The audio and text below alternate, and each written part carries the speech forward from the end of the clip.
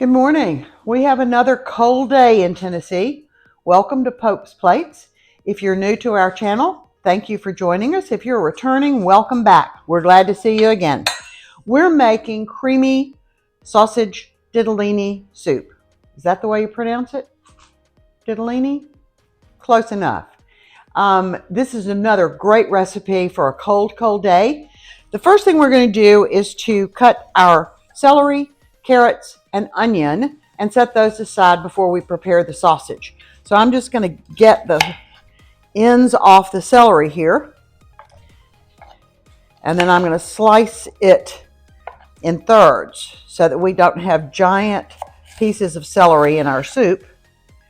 Even though it cooks, I still don't want a whole lot of big chunks of celery. So I've got 2 good size stalks of celery. I'm going to dice those before I cut up the carrot. And I don't plan to peel these carrots. There's nothing wrong with the peeling. These are clean carrots. There's nothing absolutely wrong with having the peeling in there. In fact, it probably adds a little bit more nourishment than just the regular carrots.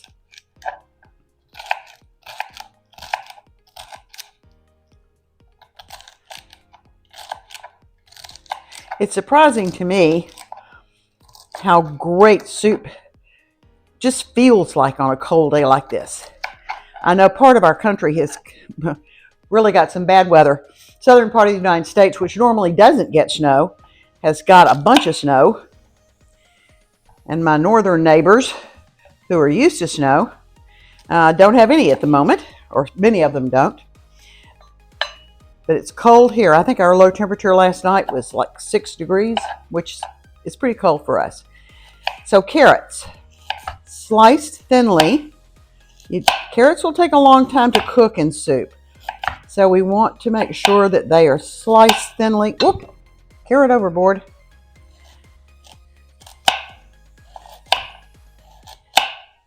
And we're going to set this aside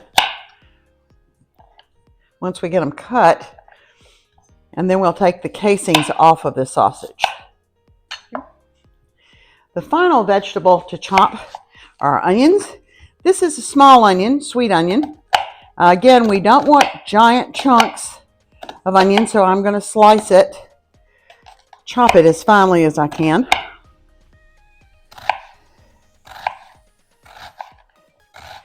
When you prepare this soup, the sausage actually cooks first.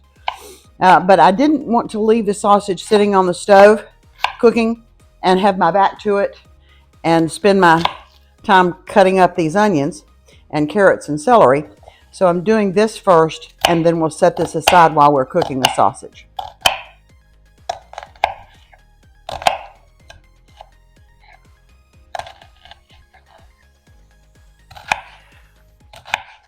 We're going to use Italian sweet sausage. Simply because that's my favorite. You certainly can use hot sausage. You can use any kind of sausage you want. But this calls for the Italian sweet sausage, and I really like the flavor of that better than I do the very, very spicy sausage. All right, let's take all of this onion and get it put over in our batch of vegetables here. And I'll grab the sausage. Okay, sausage is in casings, and if you've watched us before, you know that we've got to get these casings off the sausage before we cook it. We've had several recipes that had sausage in it. I like to take the knife and just cut down the inside portion of the sausage casing and pull it off. And you know, when I say that, and it doesn't cut, that's not helpful. There we go. You just peel it off, taking the sausage out, leaving the casing, which is this kind of skinny, icky looking stuff. We've got a pound of sweet Italian sausage.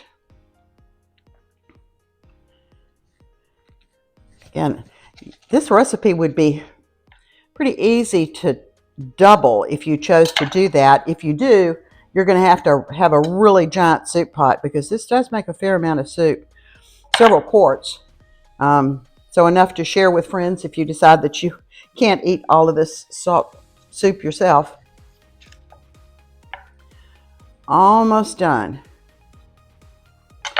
And when we put it in the pan to heat, we're going to want to break it up, because you don't want, again, great big chunks of sausage in your soup. You want smaller pieces, and you've got to spend some time actually breaking this up. One more. Okie doke. We're going to get this sausage in the pan, get it started heating up, and we'll be back with you shortly. All right, let's get the heat going on our pan here. This is always my interesting one to get started. It still is a little hard to get started, the gas. Jennifer gave me an interesting tool for Christmas that is used to break up meat. It sort of got a nice handle on it and little bitty places that you can crush the meat up. So we're going to add the sausage to our pan. It's in chunks here. And as this heat begins to come up, I'm going to begin to break this up. Oh, that's pretty cool. Jennifer, you want to step in here and look at how this kind of mushes it up? I think this is going to work out well. I'm going to get a paper towel and dry my hands off here. That's all right. I'm going to turn my kitchen stove light on so I can get a little bit better view. I think that our meat is done. I'm going to drain this because we're going to use the fat from the sausage to cook the onions and the carrots and the celery. So you want to get the sausage out of here. I'm going to have to kind of work with the pan a little bit. And I'm going to turn this heat down some. We don't want to add our vegetables to this really, really, really hot grease right away. It'll get them too done too quickly.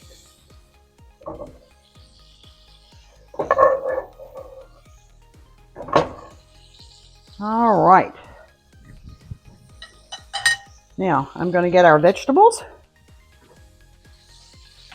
the onions, and the celery, and the carrots. These are going to cook probably for maybe 5 minutes on medium high, so that they begin, the onions begin to be translucent and the carrots are softened just a little bit. And when that has happened, we'll join you again. Our vegetables are looking very good. Onions browned just a little bit. They're translucent. I'm going to add the equivalent of about 2 big cloves of garlic to this. We don't want to add the garlic too soon because it does get bitter if it overcooks. I'm going to give it just a minute till I can smell the fragrance of the garlic.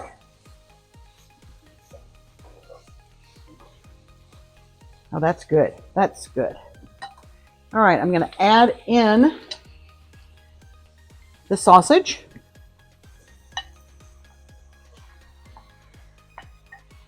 Stir that around to make sure it's mixed up well. And we're going to add 4 cups of chicken broth. Get the little thing out of here.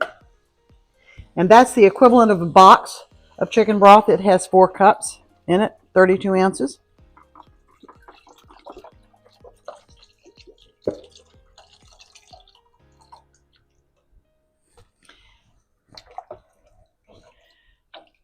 Alrighty, then we're going to add about a half teaspoon of basil, and that's what I've got in there, and a half teaspoon of oregano.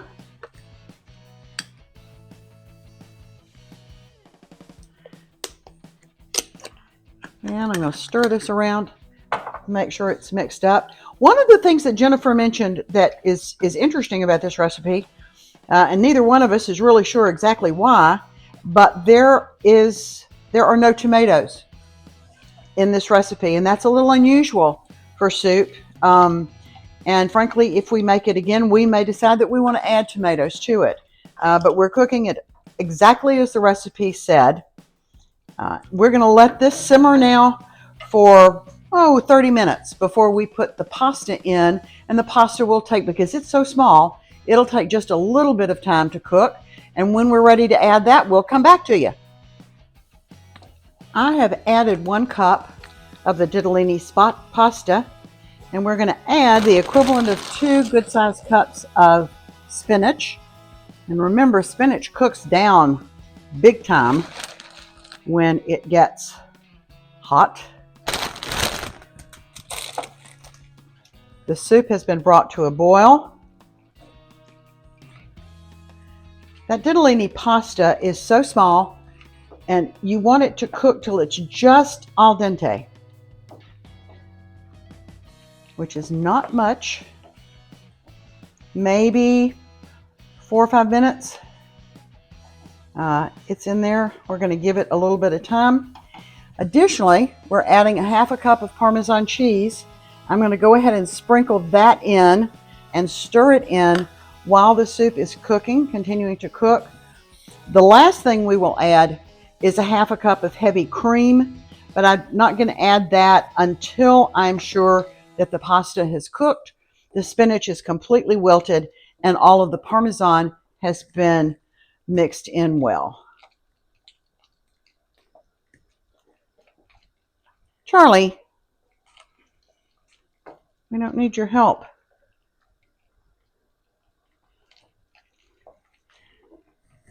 I'm going to go ahead and prepare my 1/2 cup of heavy cream.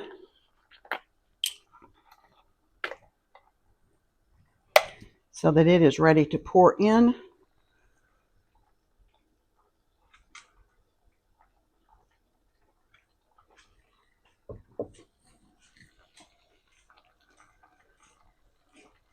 Now that pasta looks like it is al dente. I'm going to turn this heat down again to low, just to give it a little bit of time. I'm going to add the heavy cream into the soup.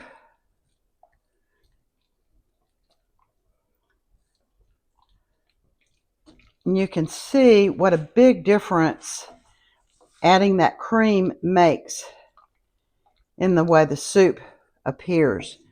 You definitely have got a creamy look to it, and I think a more creamy consistency.